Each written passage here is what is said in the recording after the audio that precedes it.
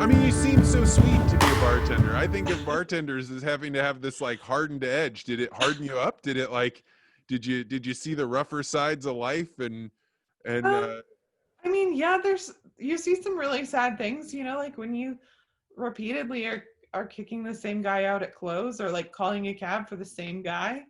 Uh, Friday night after Friday night, you're like, you know, maybe you shouldn't be coming to see me as your bartender. Like maybe there's somebody else you should be seeking this sort of interaction from. And it also, I don't know, I feel like this is maybe not the rabbit hole we were going down, but I feel like I'm passionate about mental health in agriculture, and I feel like that's something that we're slowly breaking the stigma about. It's okay for farmers to talk about they're struggling.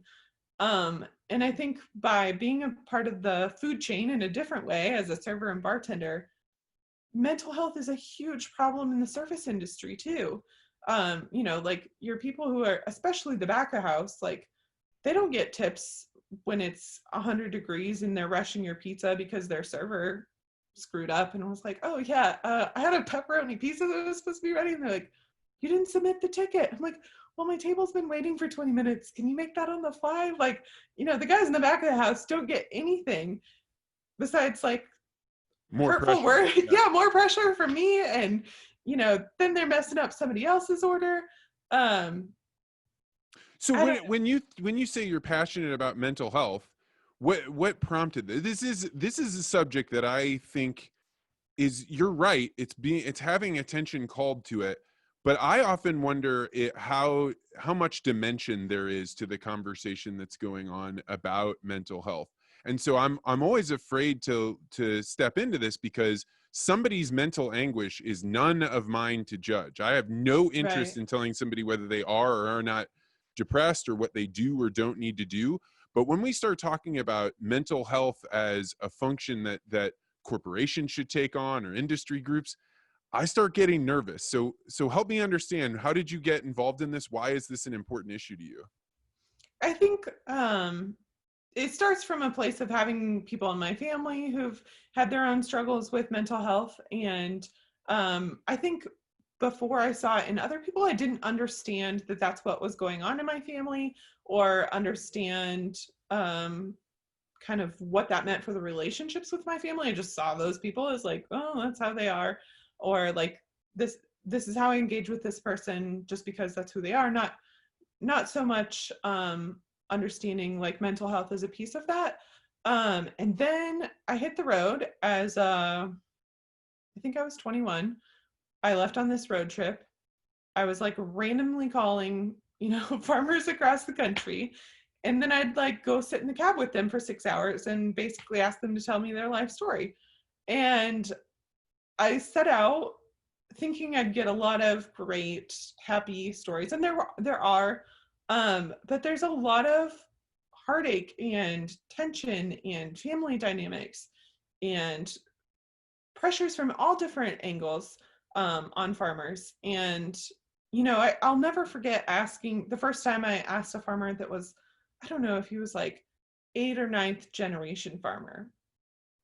And I said, like, what does it mean to you to be, carrying on the tradition of so many people in your family, like expecting a really like positive, enthusiastic, excited answer? And he's like, I'm terrified, in more colorful words. And it like really stopped me in my tracks and made me think. And then there were, lots of people that I talked to. You talk to somebody for 6 hours and you get tired of talking about the weather, and they don't want to hear any more of your crazy encounters from the road. And they start opening up about like what they're really upset about and like what really is bothering them, or they're farming with family members that they have like deep hurts with, that have been going on since they started farming, which for some of these people is like 5 and 6 years old, that they like have legitimate responsibilities on the farm. And it was overwhelming sometimes as like a young 20, very naive 20 something Yeah, you're hearing person. about people experience pain in their life that you've just never, you don't have the wisdom or the enough of life experience to be like, oh, okay, this is how I would respond to that. You're hearing Yeah. somebody disclose things to you that's vastly beyond your experience, and that has to be an eye-opening experience. They like I didn't even know what to say to comfort them, let alone like, and now I'm realizing like just listening to them was probably, maybe they opened up to me because they knew there was nothing I could offer them. There I didn't have any wisdom or advice or experience to pass down to them, that I was just there as an ear to listen, and I was in the cab for 6 hours, so I wasn't going anywhere. And I think farmers work alone often and don't have that necessarily. To me, there's like, when I'm hearing this, I'm like, yes, I completely agree with this. And oftentimes the depression that, at least that I have felt in my life, when I've been depressed, it's because there's some relationship where there's a problem and I don't know how to fix it, or things are not looking good on the horizons financially if I keep doing the thing that I've been doing. So I've got to make some tough choices, or I've got to go have a conversation with my wife or my family member that I don't want to have. And that depression is actually a signal, hey, there's a dragon that you're supposed to face, and you're like waiting around outside of the cave, just pacing back and forth. And so when I hear about these efforts to talk about mental illness in agriculture or in any industry, I often wonder if we're providing the wrong level of empathy, right? Like I understand that you're in pain. I do. I feel for anyone that's in pain, but I often think that most of the time the person needs somebody to be like, all right, you got your sword and your shield, and that's the problem you're going after. Go get him, because you got to tackle the problem in order to transcend the mental illness. In most cases, there are some people that have chemical imbalances that aren't the same. And so I often wonder if this push towards constant empathy or constant thinking about it defrays from getting people to go conquer their dragons. I'm like definitely not a mental health expert. I'm certainly learning. I think there's some great resources and people to learn from. So I don't feel like I'm an expert to be like giving advice on like how to help somebody with depression or anxiety. But I think just realizing that like easily 50% of the 100 plus farm families that I talked to in that year and spent one day with opened up to me about some level of depression or anxiety or like real struggle, more than like, oh, my tractor won't start today. And that's not something that I understood was happening until I was like literally in the cab with farmers.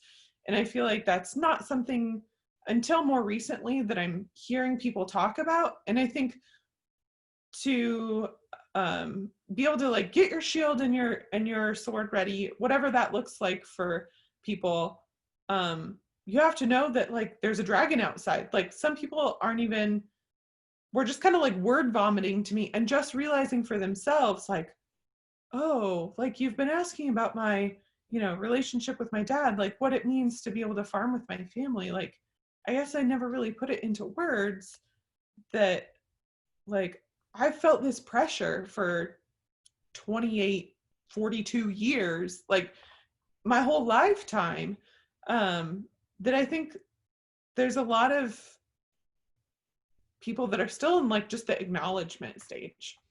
That is something I can appreciate. Like that is, I'm a full believer that you don't know what you think until you say something out loud. It's why like running this podcast can be a little bit hard, because if I actually want it to be something that's valuable, I have to be searching the edges for things that I don't know. But the problem is when you are searching on those edges, sometimes you say things and you're like, I didn't know that I thought that, or I thought that would sound better when I said it.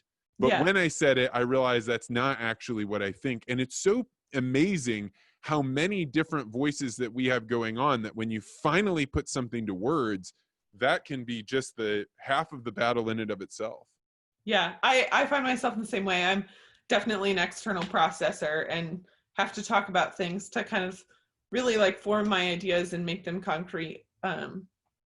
I've found that I think one of the reasons why ag Twitter took off in the way that it did as a tribe is because people were longing for the sort of community that comes with the agrarian lifestyle. So we mechanized the agrarian lifestyle, and we took people that normally used to rub shoulders because you could only go so much land, you had to have other people around you, and we put them in tractors, and we basically made them go out and be solitary. And people talk about ag, these are people that want to be solitary, but that's actually more complicated than that, right? There's something to sitting on people's porches for hours on end where things come up. And since we've taken that away, I think maybe that's why people would come up to a 21-year-old eager-eyed person that's asking them questions and probably open up a lot to you. You're probably right. You probably hit on the thing that's naturally there.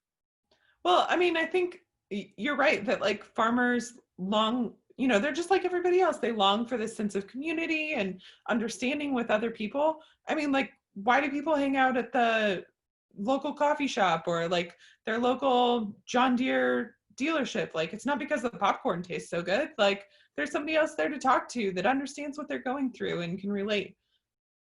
Yeah, I have a group of friends. There's a couple different groups of friends that hey, keep going. Hey, what are you working on? Hey, I just got done with this run, or I just got done with this exercise, and what are you doing? That like really invigorates you. And I think all human beings need to be a part of groups. And if you don't, then you form together with weird amalgamations of groups, and you probably end up at bars talking to bartenders, right? Like, because human beings need that connection with other people.